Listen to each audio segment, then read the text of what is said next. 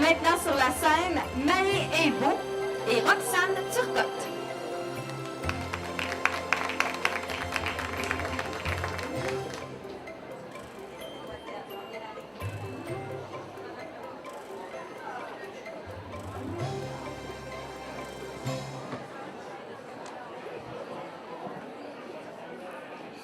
Laissez-moi vous présenter une auteure de talent, Madame Roxane Turcotte.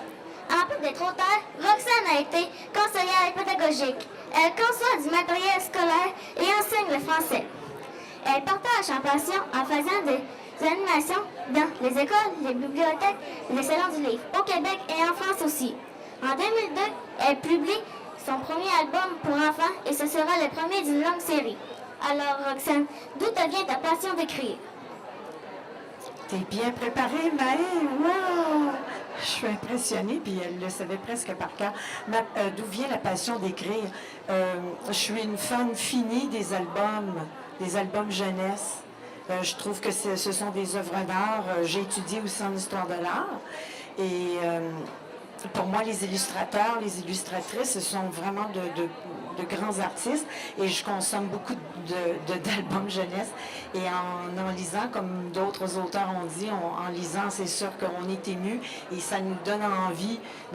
Il nous vient des idées, puis on a envie de parfaire l'écriture et d'en avoir. Puis quand on a un album illustré par quelqu'un de talent, comme celui-là, c'est José Bisaillon, c'est un très grand bonheur, Maë. Voilà. La deuxième question.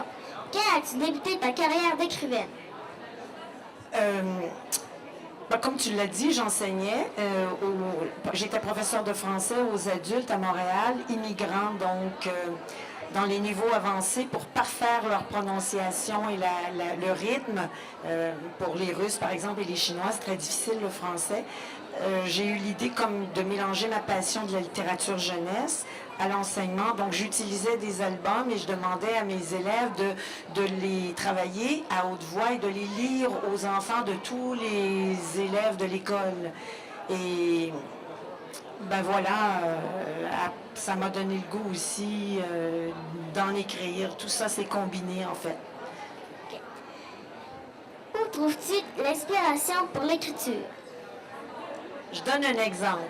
Ça vient de partout, comme les autres ont dit. On est pas à l'affût, mais comme on a comme des antennes. Et dernièrement, je suis déménagée dans les Laurentides. J'ai quitté Montréal. C'est un enfer de circulation. Et je suis dans les Laurentides et j'étais assise dans le jardin. Et il est arrivé un très beau renard et je ne bougeais pas et lui non plus. Il me regardait dans les yeux. Et j'étais vraiment impressionnée et je croyais qu'il me voyait, mais comme je ne bougeais pas, il ne me voyait pas. Et quand j'ai parlé, j'ai dit « Bonjour le renard », il s'est vraiment enfui. Et je suis restée très impressionnée. Donc ça a donné un texte qui, j'espère, sera publié, que j'ai appelé « Monsieur Roux le Beau ». Et puis, hier, il y a une dame qui est venue, qui achetait des albums. Et je lui disais, c'est extraordinaire parce que, dans les salons, c'est surtout les enfants, ou les parents les achètent pour les enfants, mais elle les achetait pour elle. Et elle m'a dit que petite, elle avait de la difficulté en lecture, les professeurs la faisaient lire à haute voix et ça l'a comme traumatisée, puis ça lui a enlevé le goût de lire.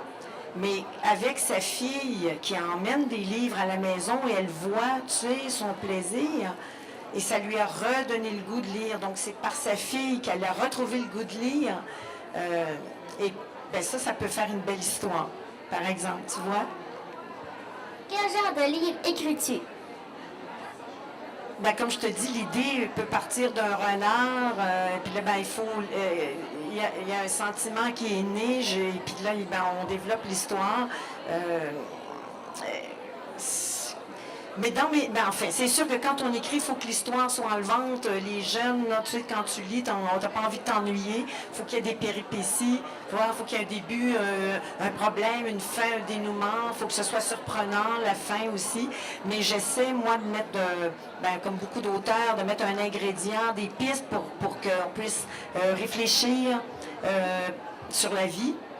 Donc, dans mes romans jeunesse, j'essaie vraiment de mettre cet ingrédient-là pour que les jeunes, en fermant le livre, que ça leur laisse une trace de réflexion.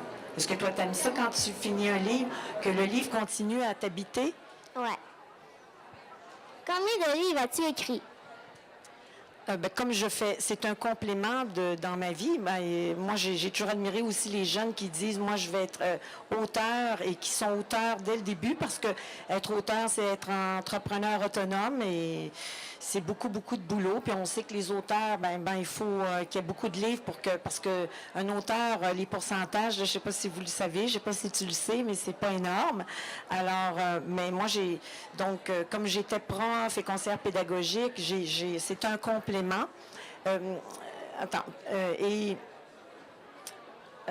Tu me demandais combien de temps? Répète-moi ta question. Combien de livres as-tu écrit? OK, donc j'en ai écrit 14. Et puis j'écris pas à temps plein. Tu sais, je me mets pas 8 heures devant mon ordinateur. J'écris quand j'ai quelque chose à dire. Donc, voilà, j'en ai écrit 14, puis je suis très contente. Quelles sont tes passions à part l'écriture? Et j'en ai beaucoup.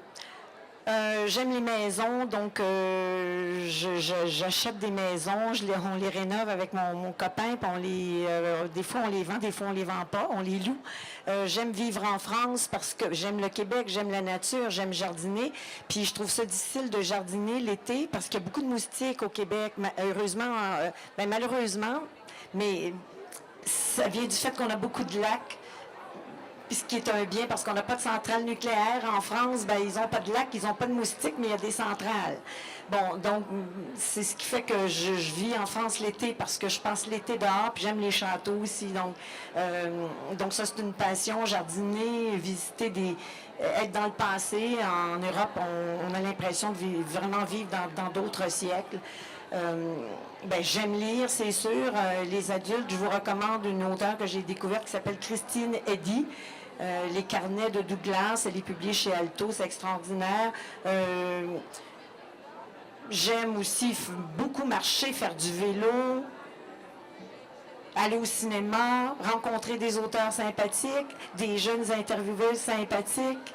La vie est extraordinaire quand on l'apprécie et qu'on ne boit pas de noir. Je pense que tout est merveilleux. Merci d'avoir répondu à mes questions. Merci Maë, on l'applaudit. Ah, c'est bien mignon. Félicitations Maë Imbeau qui posait les questions ce matin à Roxane Turcotte, notre auteure invitée.